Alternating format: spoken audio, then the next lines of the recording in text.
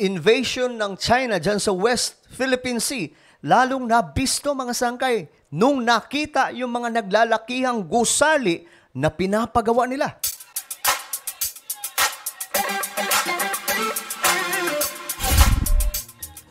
Hello, what's up mga sangkay? Kamusta po kayong lahat?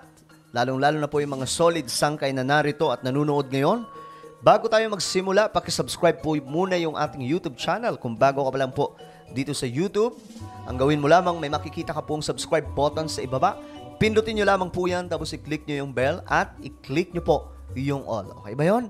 At kung kayo ay nanonood sa Facebook, huwag nyo pong kalilimutan na i-follow ang ating Facebook page. Okay guys, eto na nga po mga sangkay, mayroon pong nadiskubre ang Pilipinas ngayon na bago, no? Eto po yun, mga gusali ng China na itinayo po mga sangkay dyan sa teritoryo natin. Ito, panoorin po natin. Pati sa ere, may pangaharas ang China matapos paputukan ng flare ang aerial mission ng BFAR.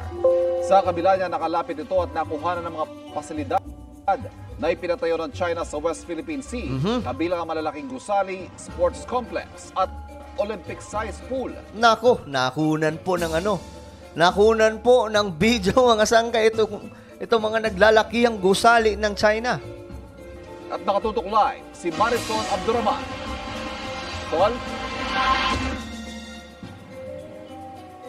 Ivan, mula sa ere nga ay kitang-kita natin ang malapitan ang istruktura na itinayo ng China sa mismong Mischief Reef. Kabilang na nga rin, Ivan, ang nabanggit mo kanina, no, ang naglalakihang gusali, Olympic-sized na swimming pool, stadium, sports complex. Grabe! Ganong katindi yung mga istruktura na pinapatayo ng China dyan sa West Philippine Sea. Marami pang iba. Nagkalat naman ang napakadaming Chinese vessel sa West Philippine Sea.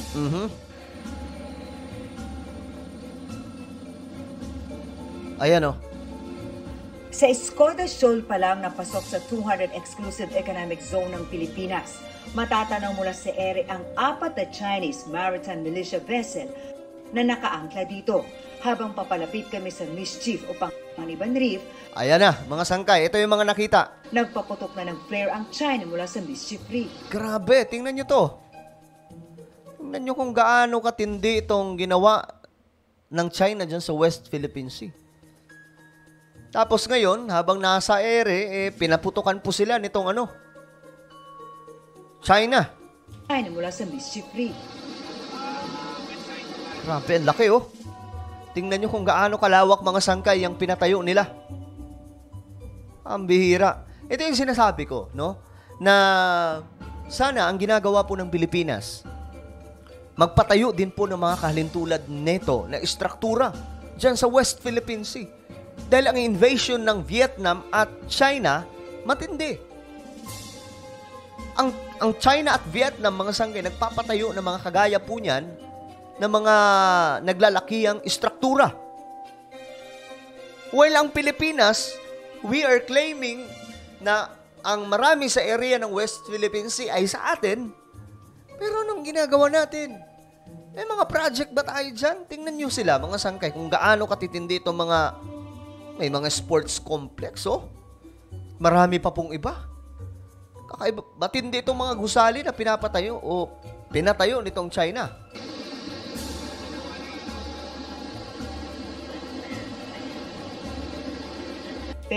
Pero nakalapit pa rin kami. Ayun, ayan oh. Kitang-kita.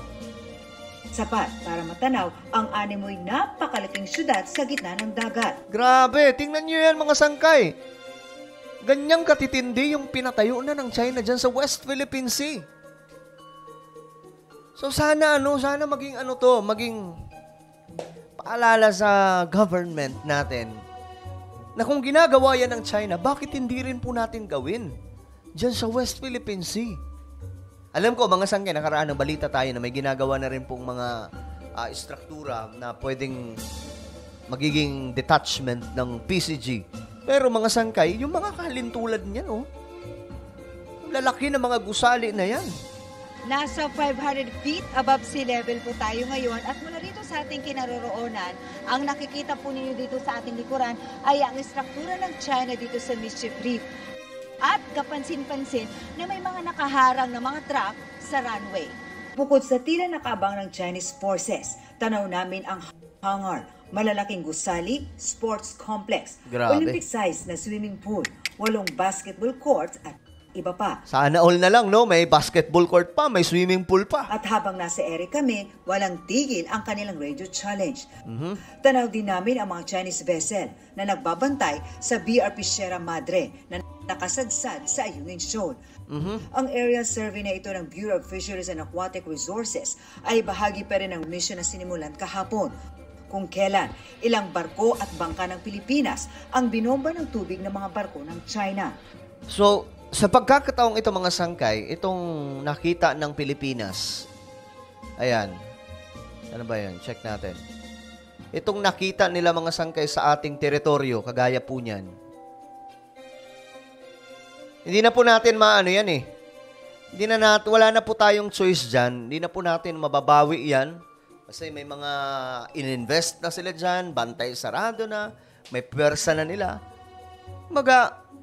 Ganun din po yung ginawa ng Vietnam eh.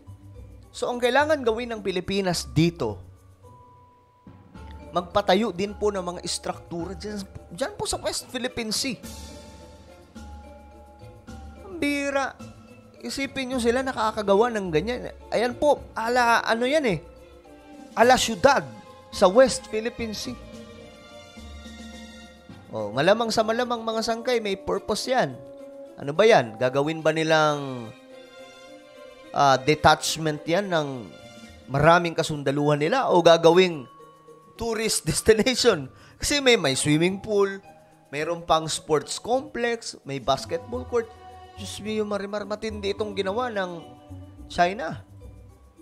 Primary mission, ma'am, is to provide the air cover po, ma'am, doon sa supposed to be na ginawang Christmas convoy for the Ayungin resupply. Nakita natin yung dalawang Filipino vessel, ma'am, as well as yung PCG vessel na kaso tinataboy na sila po, ma'am, ng mga Chinese vessels. Mukhang hindi sila nakadikit talaga, ma'am, sa BRP Sierra Madre. Kita rin mula sa ere ang pagharang sa mga rubber boat ng Philippine Navy ng mga rigid hull inflatable boat ng China para di makalapit ang Philippine mission sa BRP Sierra Madre. Mas dumadami sila, tsaka mas naging aggressive sila diba? To block yung mga shoals, lalo na yung entry doon sa mga shoals, ma'am. So, mas dumadami, di ba? Ayon po kay Sir, mas dumadami. So, anong kailangan gawin ng Pilipinas? Matulog lang ba? Wala tayong gagawin dyan sa West Philippine Sea.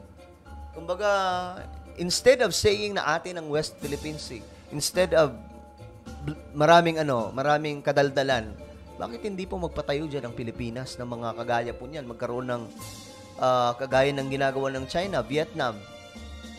Pabira. Ini-invade na nila lalo mga sangkay. Tapos tayo, wala man lang tayong ginagawa. Puro lang tayong Mayroon naman mga sangkay. Ang ginagawa natin, puro daldal. Atin yan, atin yan, atin yan. Mayroon magpuprotesta kami. Instead of doing that, kumbaga maliliit na mga bagay lang yan eh. Bakit hindi tayo magpatayo ng mga istruktura dyan?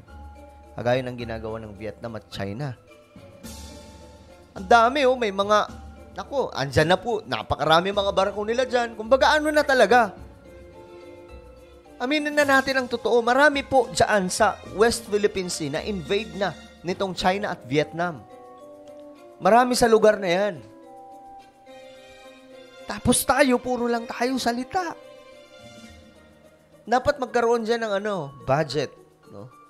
Hindi naman tayo politiko, pero ito yung naiisip nating pamamaraan para po magkaroon ng mas matindi at maangas na presensya ang Pilipinas dyan sa West Philippine Sea. Dahil imagine mga sangka itong mga nakita nila na mga istruktura, ayan po tingnan nyo naman kung gaano katindi itong mga pinagawa na nila.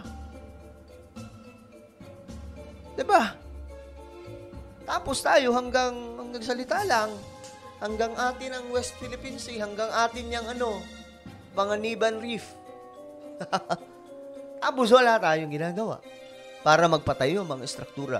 Ang tingin ko dito, I don't know kung nag-agree kayo dito mga sangkay, ang isa sa pinakamagandang estratehiya na tingin ko,